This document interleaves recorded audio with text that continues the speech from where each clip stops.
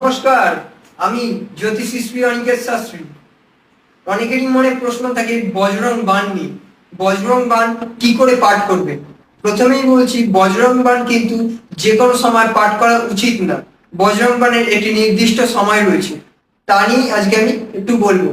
প্রথমেই বলে রাখি, বজরং বাণে কিন্তু বজরংবলীকে রামের প্রতি একটা দিব্যি দেওয়া হয়েছে বা প্রতিজ্ঞা দেওয়া হয়েছে।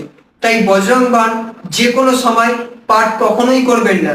বজরং বাণ তখনই পাঠ করবেন যখন আপনি মহা বিপত্তিতে রয়েছেন, আপনার শত্রু চারিদিক দিয়ে আপনাকে ঘিরে ধরেছে, আপনি যে কোনো সমস্যায় পড়ে রয়েছেন, আর্থিক প্রবলেমের মধ্যে পড়ে রয়েছেন, বা আপনি রাস্তাঘাটে কোনো দুর্ঘটনা বা কোনো বিপদের সম্মুখীন হয়েছেন, তখনই আপনি বজরং বাণ মনে মনে 8 বার বা 11 বার পাঠ করতে পারেন। বা যদি আপনি কোনো সমস্যায়, স্থায়ী সমস্যায় থাকেন, তাহলে প্রত্যেকদিন সকালবেলা শুদ্ধ বস্ত্র ধারণ করে 11 বার বজরং বাণ জপ করুন, দেখবেন অসাধারণ উপকার পাবেন।